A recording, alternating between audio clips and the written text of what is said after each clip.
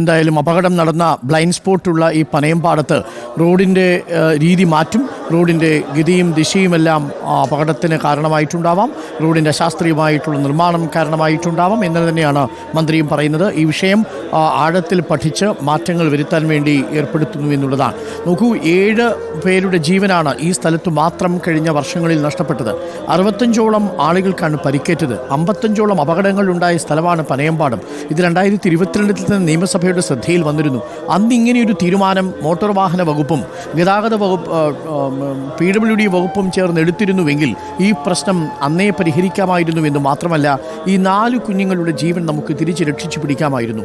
പോയ സമയം നഷ്ടപ്പെടുത്തിയത് 4 കുഞ്ഞുങ്ങളുടെ വിലയേറിയ ജീവനും കൂടിയാണ്. ഇപ്പോൾ ആ കുഞ്ഞുങ്ങളെ നോക്കൂ, അവരുടെ ചേച്ചിമാർ, അവരുടെ ബന്ധുക്കൾ, മക്കൾ എല്ലാം നഷ്ടപ്പെട്ട് ഇരിക്കുന്ന ആളുകളുടെ മുഖത്ത് നോക്കുമ്പോഴാണ് നമുക്ക് ഈ വീഴ്ചകളുടെ ആഴം എത്രത്തോളമുണ്ട് എന്ന് മനസ്സിലാക്കുക. ഇത് ഒരു സ്ഥലം മാത്രമല്ല, കേരളത്തിലെ ദേശീയപാതകളിൽ പലയിടങ്ങളിലും ഇത്തരം ബ്ലൈൻഡ് സ്പോട്ടുകളുണ്ട്. റോഡ് കണ്ടാൽ സുന്ദരമായിരിക്കും, പക്ഷേ റോഡ് അശാസ്ത്രീയമായിട്ടായിരിക്കും നിർമ്മിച്ചിട്ടുണ്ടാവുക. അതിൻ്റെ വളവുകൾ, അതിൻ്റെ ചെരിവുകൾ, അതിൻ്റെ മിനുസം ഇതെല്ലാം അപകടത്തിന് കാരണമാകുന്നു എന്നാണ് റോഡിൻ്റെ വിവിധ പഠനങ്ങൾ കൂടി നമ്മളോട് പറയുന്നത്. ഈ പനയമ്പാടത്തെ റോഡ് ആ രീതിയിൽ അപകടകരമായ റോഡാണെന്നും ഒരു ബ്ലൈൻഡ് സ്പോട്ടാണ് എന്ന് തിരിച്ചറിഞ്ഞുകൊണ്ടാണ് ചെറിയ മാറ്റങ്ങൾ വരുത്താൻ ശ്രമിച്ചത്. പക്ഷേ ആ മാറ്റങ്ങൾ കൊണ്ടൊന്നും കാര്യങ്ങൾ ശരിയായില്ല. 4 കുഞ്ഞുങ്ങളുടെ ജീവൻ അപഹരിക്കുന്ന അവസ്ഥയിലേക്ക് കാര്യങ്ങളെത്തി. ഇപ്പോൾ പ്രേക്ഷകർ കണ്ടുകൊണ്ടിരിക്കുന്നത് കരിമ്പനക്കൽ ഹാളിൽ നിന്നുള്ള ദൃശ്യങ്ങളാണ്. തുപ്പനാട് ജുമാ മസ്ജിദിലേക്ക് അല്പസമയത്തിനുള്ളിൽ ഏകദേശം അരമണിക്കൂർ കൂടി ഇവിടെ പൊതുദർശനം കഴിഞ്ഞ് തുപ്പനാട് ജുമാ മസ്ജിദിലേക്ക് കൊണ്ടുപോകും. ഇപ്പോൾ ദുആ ചടങ്ങാണ് നടക്കുന്നത്. ദുആ പ്രാർത്ഥനയ്ക്ക് ശേഷം വീട്ടിലെ ചടങ്ങുകളുമെല്ലാം കഴിഞ്ഞു. ഇനി നേരെ ഖബറിടത്തിലേക്കാണ് കൊണ്ടുപോവുക. ദിക്റുകൾ ചൊല്ലിക്കൊണ്ട് പള്ളിയിലേക്ക് പോകും. നേരത്തെ യാസീനും ഫത്തിഹയും ഓതിക്കഴിഞ്ഞിരുന്നു. ഇനിയിപ്പോൾ ദുആ ചടങ്ങാണ് ഇപ്പോൾ കരിമ്പനക്കൽ ഹാളിൽ നടക്കുന്നത്. അതിനുശേഷം വീട്ടിൽ നിന്നും കരിമ്പനക്കൽ ഹാളിൽ എത്തിച്ച 4 പേരുടെയും മൃതശരീരങ്ങൾ ഖബറിടങ്ങളിലേക്ക് കൊണ്ടുപോകും.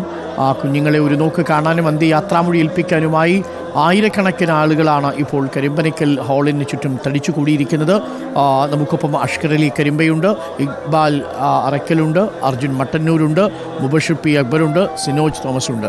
ആദ്യം ഞാനൊന്ന് അഷ്കറിലേക്ക് ഒന്നുകൂടി പോകാം. അഷ്കർ, എനിക്ക് തോന്നുന്നു ഹാളിന് പുറത്ത് ഇപ്പോഴും ആളുകൾ ഉള്ളിൽ പ്രവേശിക്കാൻ വേണ്ടി വരി നിൽക്കുന്നുണ്ട് എന്നാണ്. അരമണിക്കൂറിനുള്ളിൽ നമുക്കിവരെയൊക്കെ ഈ കുഞ്ഞുങ്ങളുടെ ഭൗതിക ശരീരം ഒന്ന് കാണിച്ച് ദിക്റുകൾ ചൊല്ലി ഖബറിലേക്ക് പോകാൻ കഴിയുമോ?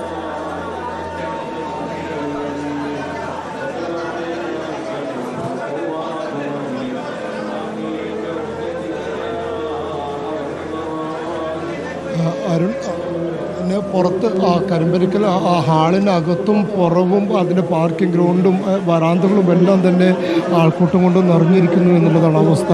വലിയ തോതിൽ ആളുകൾ ഒഴുകിക്കൊണ്ടിരിക്കുന്നുണ്ട്. വേഗത്തിൽ ആളുകൾ കടത്തിവിടാൻ ശ്രമിക്കുന്നുണ്ടെങ്കിൽ പോലും നിരവധി ആളുകൾ വിവിധ ഇടങ്ങളിൽ നിന്നും, കരിമ്പയിൽ നിന്നും മാത്രമല്ല തൊട്ടടുത്ത പ്രദേശങ്ങളിൽ നിന്നൊക്കെ, മണ്ണാർക്കാട് നിന്നും പാലക്കാട് നിന്നും എല്ലാം ആളുകൾ ഇങ്ങോട്ടേക്ക് ഒഴുകിയെത്തുന്നൊരു കാഴ്ചയുണ്ട്. അതുകൊണ്ട് തന്നെ നിരവധി ആളുകളാണ്. വരി ഇപ്പോഴും ഈ ഹാളും പാർക്കിംഗ് ഗ്രൗണ്ടും ഒക്കെ കടന്ന് ദേശീയപാത ഓരത്താണുള്ളത്. അവിടെ മുതൽ ആളുകൾ ഇപ്പോഴും വരി നിൽക്കുന്നുണ്ട്.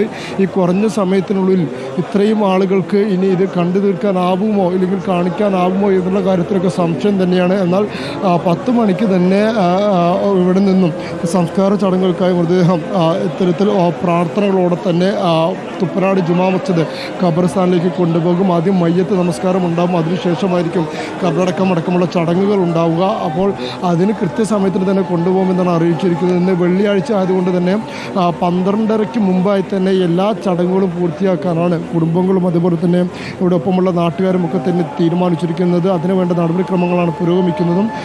ഇവർക്ക് വേണ്ടിയുള്ള ഖബർ തുപ്പനാട് ജുമാ മസ്ജിദ് ഖബർസ്ഥാനിൽ ഒരുങ്ങിക്കഴിഞ്ഞിരിക്കുന്നു.